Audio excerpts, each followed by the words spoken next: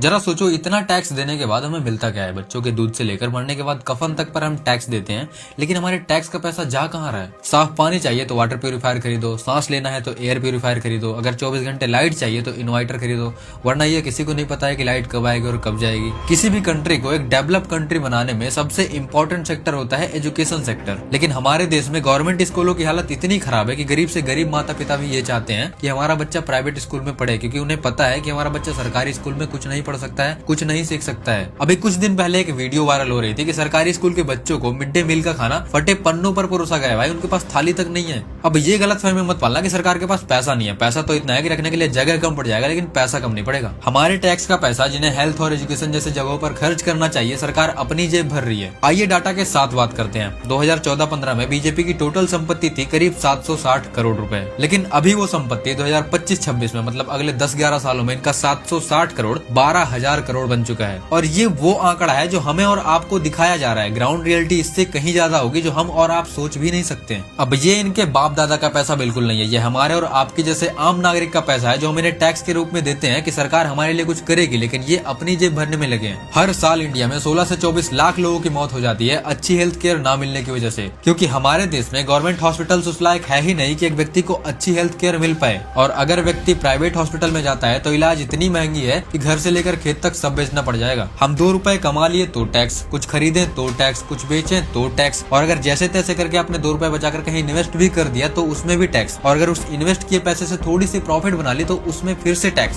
फिर भी हमें दूध नकली, पनीर नकली, दही नकली, वैक्सीन तक नकली दी जा रही है। और पॉल्यूशन तो इतनी ज्यादा हो चुकी है कि दिल्ली और मुंबई जैसी शहर गैस चैम्बर बन चुके हैं। हालत इतनी खराब है कि गंदा पानी पीने की वजह से लोगों की मौत हो रही है और सरकार को कोई फर्क ही नहीं पड़ रहा है। दुर्भाग्यवश जो काम मीडिया को करना चाहिए वो काम हमें करना पड़ रहा है। तो आप फॉलो कर सकते हैं हमारी आवाज को थोड़ी सी बुलंद बनाने के लिए, और अपनी राय कमेंट बॉक्स में देकर जाइएगा। जय हिंद, जय भारत दोस्तों।